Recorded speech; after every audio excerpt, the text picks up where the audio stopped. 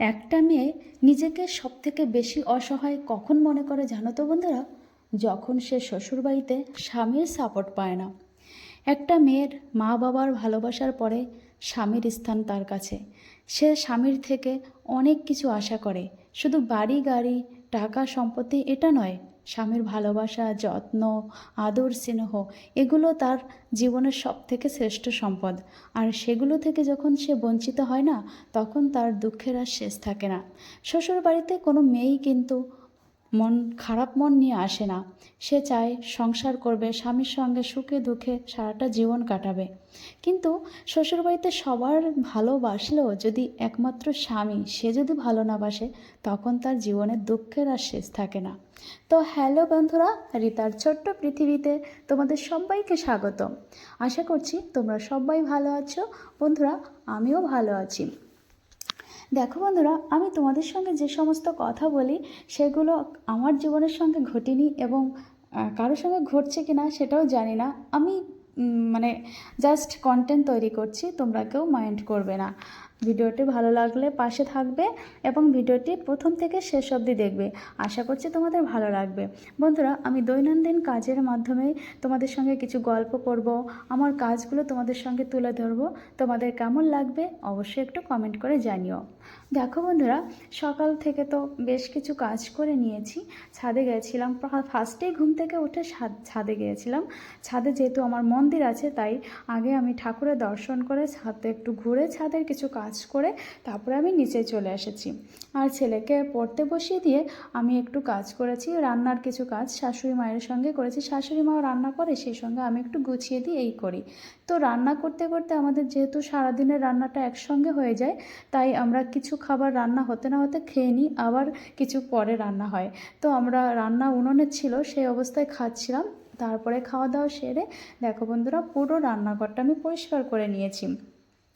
আর যেহেতু প্রচুর রোদ প্রচুর গরম, তাই সকাল সকাল রান্না করাটা আমার কাছে বেস্ট মনে হয়। যে এমনিতেই গরম, তারপরে যদি উনুনের পাশে থেকে রান্না করা হয় তাহলে তো আরও গরম হবে, তাই না? আসলে গ্রামের দিকে যেমন আমার বাপের বাড়িতে উনুনে রান্না করে, সেখানের মা একভাবে রান্না করতে করতে অভ্যস্ত হয়ে গেছে, তাই উনুনে রান্না করে অনেক একরকম পরিবেশে। আর আমার এখানে গ্যাসে রান্না হলেও এটা আলাদা রকম পরিবেশ, এখানে গরম লাগছে আবার ওখানেও গরম লাগছে, ঠিক আছে, কিন্তু তাও পরিবেশের সঙ্গে মানিয়ে নিয়ে ফেলেছি, এই আর কি। তো বন্ধুরা, আজকে আমি ঘরটাকে একটু ডিপ ক্লিন করে নিচ্ছি। আসলে কী হয়, কিছু কিছু জিনিস আছে আমাদের চোখের বাইরে থাকে, আমরা সবসময় দেখতে পাই না।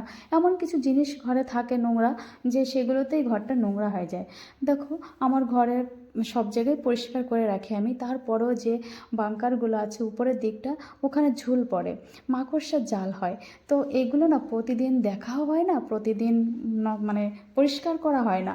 তো আজকে দেখছি একটু পরিষ্কার করে নিই, কারণ সপ্তাহে যদি একদিন আমি এইভাবে ঘরের চারিপাশটা পরিষ্কার করি ঘরের ভিতরে, তাহলে কিন্তু মাকড়সার জাল একদমই করতে পারবে না। আজকে করছে, তো কালকে আমি যদি ভেঙে দিই তাহলে তো আর করতে পারবে না। তো মাকড়সার জালটা ভাঙার সময় না অনেকটা নোংরা চারিপাশে ছড়িয়ে ছিটিয়ে ছিল। ঘরটা ঝাড় দেওয়া ছিল, তারপরে আমি সব জায়গায় ঝাড় দিয়ে নিয়েছি, কারণ নোংরা পড়েছে, সব জায়গায় নোংরাই হয়ে গেছে। তো আমার রুমে আর একটা রুম, পাশের রুম, সব রুমগুলো সুন্দর করে ঝাড় দিয়ে আমি বিছানা টিছানা পরিষ্কার করে রাখছি, যেহেতু ঝুল ঝাড়লে না উপরের থেকে ঝুল পড়ে, ওই জন্য। আর এদিকে ছেলে স্কুলে গেছে। ছেলে স্কুলে চলে গেলে না একদম নিলিবিলি থাকে, মনে হয় যে ছেলে একটা ভালো জায়গায় আছে। তো স্কুলে যেহেতু আছে, ভালো জায়গা আছে, আমার কোনো টেনশন থাকে না। তো 10টা থেকে 4টা অবধি ওই স্কুলেই থাকে, আর সেই টাইমটায় আমি আমার কাজ যে যে কাজ আছে সব কাজগুলো আমি করে নিই। তো বন্ধুরা, ঘরটা তো আমার ঝাড় দেওয়া হয়ে গেছে, পরিষ্কার করা হয়ে গেছে। এখন ঘরে যে কিছু ফার্নিচার আছে, তো ফার্নিচারেও ধুলো পড়েছে, প্রতিনিয়ত মুছে থাকি, তারপরেও এত ধুলো আসে। আমার বাড়ির পাশে যেহেতু ট্রেন লাইন, তাই ওখান থেকেই হয়তো আসবে, কিন্তু ধুলোর তো কোনো স্টেশন নেই, হাওয়ার সঙ্গে চারিপাশেই ঘুরতে থাকে, তাই না? তো আমার এখানেও এসে গেছে, তো ফার্নিচারগুলো একটু ভালো করে মুছে নিচ্ছি। সেই সঙ্গে যে ড্রেসিং টেবিল শোকেসের যে কাজগুলো আছে না, কয়েকদিন ধরে দেখছি কাজগুলোতে ছাপ ছাপ একটা আবরণ পড়ছে, তাই ভাবলাম কলম দিয়ে একটু মুছে নিই, ওটাই মুছে নিচ্ছিলাম। এদিকে শাশুড়ি মা বলছে যে দুপুরে ভাতটা মানে আমরা যেহেতু সকালে একবারে রান্না করি, তো সকালে সবজি টবজি রান্না করা হয়ে যায়, সারাদিন আর সবজি রান্না করতে হয় না, কিন্তু ভাত দুবার করতে হয়। সকালে একবার ভাতটা করি, সেটা সকালে খাওয়া হয়, আর দুপুরে যে ভাতটা করা হয় দুপুরে খাওয়া হয়, আর রাত্রে তো রুটি করতে হয়। তো সেই ভাতটা বসিয়ে দিয়ে আবার আমি ঘরের কাজে ব্যস্ত হয়ে পড়েছি, ঘরটা মুছে নিচ্ছি। ঝুল ঝাড়লে না ঘরে একটা ধুলো ধুলো টাইপের হয়, আর প্রতিদিন যেহেতু আমার উপরে নিচে দুই জায়গায় মুছতে হয়, তাই একদিন উপরে একদিন নিচে এইভাবেই অল্টারনেট করে আমি ঘরটা মুছে নিই। তো আজকে নিচেরটাই মুছে নিচ্ছি, নিচের ঘরটা একদম ডিপ ক্লিন করে নিয়েছি, ঝুল ঝেড়েছি, চারিপাশটা পরিষ্কার করলাম, ঝাড় দিলাম, ফার্নিচারগুলো মুছলাম, এখন আমি ঘরটাও মুছে নিচ্ছি। দেখো বন্ধুরা, একটা রুম আমার মোছা হয়ে গেছে, আর একটা রুম একজন মুছছি, এরপরে ডাইনিংটা মুছলেই কিন্তু আমার হয়ে যাবে। এই যে দেখো বন্ধুরা, সারাদিন আমি সংসারে কাজ করছি, তারপর সবার সবার ভালো মন্দ তো আমার দেখতে হয়, সবটা দেখছি। তো তোমাদের দাদা হয়তো বাড়িতে থাকেন না, তিনি বাইরেতে থাকেন। বাইরে বলতে তিনি একজন ফৌজি, তো বাড়িতে থাকেন না, অনেক দিন বাদে বাদেই বাড়িতে আসে। তো আমি আমার শ্বশুর শাশুড়ি মাকে নিয়ে, ছেলেকে নিয়ে বাড়িতে থাকি। তো তাদের দেখাশোনা করি, সেই সঙ্গে ঘর দুয়ার পরিষ্কার পরিচ্ছন্ন নিজের মতন করে করি। এই যে যে নিজের ঘর নিজের বাড়ি আমি সব কিছু করছি, এর মধ্যে যদি আমার স্বামী বা শ্বশুর শাশুড়ি একটা কটু কথা বলে, তখন তো আমার কষ্ট লাগবে, তাই না? যেখানে আমার মা বাবাকে দেখার কথা, তাদের সঙ্গে তো দেখাই হয় না, হয়তো ফোনে কথা হয়, তারা তো দূরে থাকে। তো সেখানে তোমাদের সঙ্গে আমি থাকছি, আর তোমরা যদি আমাকে এইভাবে কথা শোনাও, বাজে কথা বলো, তখন কষ্ট লাগবে। এটা আমার সঙ্গে হয় না ঠিকই, কিন্তু অনেক মেয়ের জীবনে এরকম ঘটনা ঘটে। স্বামী বাইরে থাকে, সে বাড়িতে থাকে, অথচ তাকে এমন পরিস্থিতি তৈরি করে তার সঙ্গে, তার বাধ্য হতে বাড়ি থেকে বেরিয়ে যেতে বা কোনো একটা খারাপ কাজের মধ্যে থাকতে। তো এইভাবে কিন্তু প্রতিটা মেয়ের জীবন, প্রতিটা মেয়ে বলবো না, কিন্তু বেশিরভাগ মেয়েদের জীবন এইভাবেই নষ্ট হচ্ছে। তো দেখো বন্ধুরা, আমি বেশ কিছু জামা কাপড়ও ধুয়ে দিয়েছিলাম। তো রোদ যেহেতু ছিল, তাই রোদে মানে ঝকঝকে রোদে আমি নেড়ে দিয়েছি। শাশুড়িমা বলছে, তুমি এত রোদে জামা কাপড় কেন নাড়ো? তো রোদে যদি জামা কাপড় নাড়া হয়, জামা কাপড়গুলো কিন্তু বেশ ভালো শুকায়, তাই না? গায়ে দিতেও ভালো লাগে। আর মানে এমনি জায়গায় নাড়লে, ছায়া জায়গায় নাড়লে জামা কাপড় না কেমন জানি একটা হয়ে যায়, ওই জন্য আমি রোদে নাড়ি। তো দেখো বন্ধুরা, স্নান টান করে জামা কাপড় নেড়ে এই যে আমি ঠাকুর ঘরে চলে এসেছি। আমার যেহেতু মন্দির, কালী ঠাকুরের মন্দির, কালী মায়ের, এখানে কালী মা, লক্ষ্মী ঠাকুর, তারপরে শিব ঠাকুর, কৃষ্ণ রাধা ঠাকুর সবাই আছে। তো আমার বেশ কিছু সময় লাগে পুজো করতে। এই যে পুজো হয়ে গেল, এরপরে সবাইকে আবার দুপুরে খাবার দেবো। আর এইদিকে বললাম না, তখন আমি ঘর মুছছি আর ভাত বসিয়ে দিয়েছি। তো সেই ভাতটা তো হয়ে গেছে, তারপরে তো আমি যে জামা কাপড় কেচে চান করতে এসেছি। আসলে আমি একটার পর একটা কাজটা কমপ্লিট করার চেষ্টা করি, কোনো সময় বসে থাকি না। যদি কাজ হাতে থাকে তাহলে বসে থাকার কোনো প্রশ্নই আসে না। আমি চেষ্টা করি যত তাড়াতাড়ি কাজগুলো আমার করা হবে, তত আমি একটু তাড়াতাড়ি রেস্ট নিতে পারবো।